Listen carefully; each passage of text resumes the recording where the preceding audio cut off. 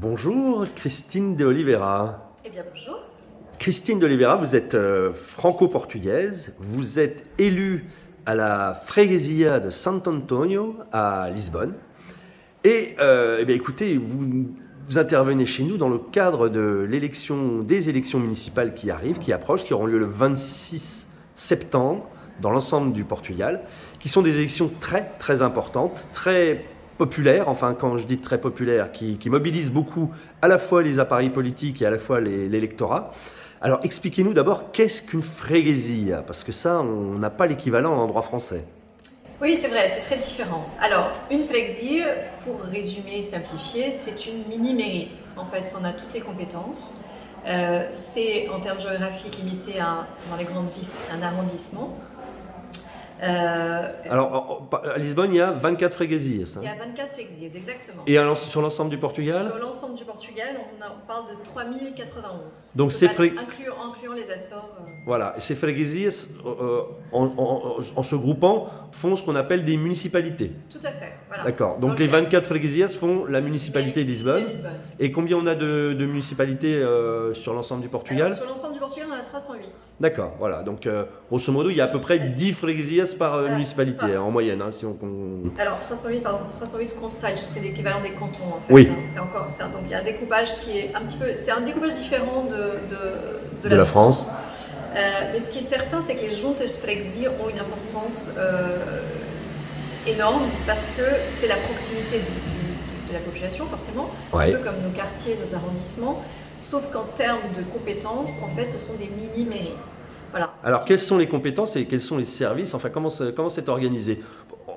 N'hésitez pas à prendre l'exemple de celle que vous connaissez le mieux, puisque vous en êtes élu, la freguesia de Santo Antonio.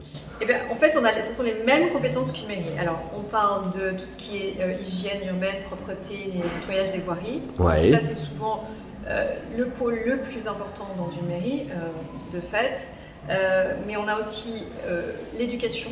Ouais. Il faut savoir que les mairies les flexies, en fait, on va les appeler comme ça, ces mini-mairies, font la gestion des écoles primaires. Alors les écoles primaires dépendent de la mairie en termes d'organisation, les professeurs, etc. Donc ça fait partie de la carte la carte scolaire, oui. Mais les mairies en font la gestion en termes d'entretien. D'accord. Les petits entretiens, les travaux d'entretien d'une école. Et puis toute la composante, dans notre cas c'est important et ça a pris de l'importance dernièrement, tout ce qui est centre aéré, en fait les écoles primaires ont des centres aérés en dehors donc, de l'horaire académique, on va dire, jusqu'à ce que c'est un peu garderie pendant Oui, en dehors le périscolaire, comme on dit en France. Et puis pendant les vacances scolaires, elles organisent aussi des centres aérés au sein de l'école. Alors, nous, on a les centres aérés dans les écoles, et donc la gestion du personnel, les programmes, l'organisation de toute cette activité. Ouais. C'est notre mairie, D'accord. Mairie de quartier, on va dire, notre flexie qui gère. Ça représente beaucoup de personnel, du coup, une freguesia comme Santo Antonio. C'est combien d'employés municipaux? Alors, nous, on a 144 personnes qui travaillent dans la flexie. Et vous gérez un budget qui s'élève à? Alors, le budget, il a baissé cette année, on est à 4 millions, on était à 6 millions l'année dernière. D'accord.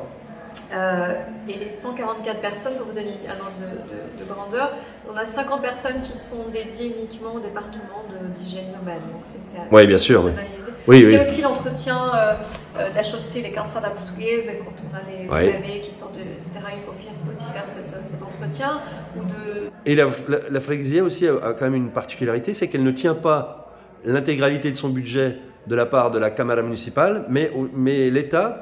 Voilà, donc elle a aussi une autonomie par rapport à la Câmara municipale. Ce qui fait qu'on peut avoir, et l'élection le prouve souvent, on peut avoir une Câmara municipale d'une couleur politique et des freguesias d'autres couleurs politiques. Tout à fait. Donc ça, c'est une... Oui, alors c'est une particularité et c'est bien de le comprendre, c'est-à-dire que vous pouvez, et ça a une certaine logique, vous pouvez avoir une idée et un vote pour votre mairie de quartier, mairie d'arrondissement, et puis un vote pour le maire. Donc, en l'occurrence, là, par exemple, on va avoir... Et on a 3 bulletins, c'est ça aussi qu'il faut. Oui, c'est ça qu'il faut. Donc le 26 septembre, on va voter, on va avoir On va voter 3 fois en fait. 3 fois, voilà. On va avoir 3 bulletins. Un bulletin pour le choix du maire, de la liste, et là on peut l'expliquer aussi, c'est important, de notre Freguesia. Ouais. Et dans la mairie de Lisbonne, on va voter pour la mairie de Lisbonne, et dans la mairie de Lisbonne, on a 2 bulletins. On a un bulletin pour l'Assemblée municipale, ouais. il y a une liste donc pour le député pour l'Assemblée municipale. Voilà, on élit le conseil municipal. Exactement. Et puis on a une liste pour l'exécutif de la mairie. Donc c'est-à-dire que ça correspondrait à élire les adjoints au maire en fait. Hein. Les adjoints au maire, tout à fait, voilà. En disant un tel s'occupera de la voirie. Délégués. Voilà, c'est ça, ayant des délégations. Il y a des délégations, exactement. D'accord. Et au sein de la Freguesia, on élit le conseil et on a aussi des élus qui vont être en charge de matières particulières, éducation, développement économique, voirie, etc. Et d'autres qui ne seront entre guillemets que l'Assemblée. Voilà, alors en fait, ils voteront. On a une liste. Donc il y a des listes, il y a différentes listes qui se présentent. Et dans cette liste, le premier de la liste sera, si la liste est élue, le président de Junta de Freguesia, donc le maire. Ouais. Et ceux qui suivent, alors en fonction de la population de la Freguesia, en fait, on a un nombre de délégués. Oui. Et ces délégués ont des compétences qui sont des adjoints au maire. Oui. Dans le cas de Saint-Antoine, ce sont 5 délégués, ça c'est à rapport avec la population. Oui. Donc les 5 premiers auront des délégations de compétences, donc seront des adjoints au maire, avec des domaines de compétences attribués, des délégations. Et puis ceux qui suivent composeront l'Assemblée. Voilà. L'Assemblée municipale qui va donc débattre et défendre, voter les mesures de l'exécutif, donc du programme. Et puis l'opposition évidemment. Et puis alors bon, rappelons une chose en conclusion, c'est que les ressortissants de l'Union européenne ont la possibilité de voter pour ces élections. Donc les Français ont la possibilité de voter. À une seule condition, c'est quand même d'être inscrit sur les listes électorales. Les listes électorales, donc ça il fallait le faire jusqu'au 26 juillet. Oui, on en a beaucoup parlé, absolument.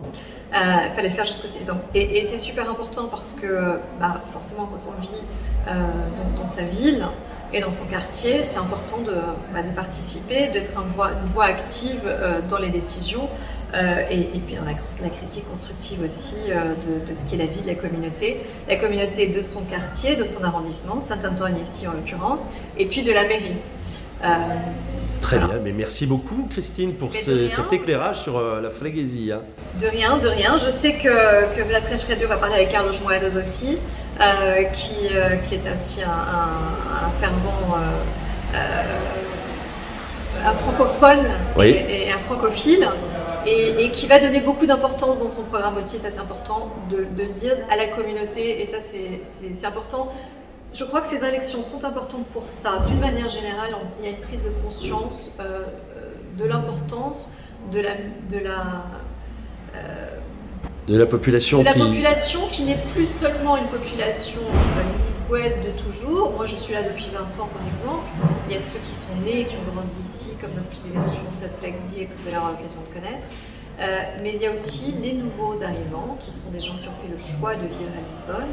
Très récemment, il y a eu une grande vague, mais qui sont aussi qui font partie de Lisbonne et des Lisboètes d'aujourd'hui. Voilà. Merci beaucoup. Je vous en prie, merci à vous. La French Radio, Portugal.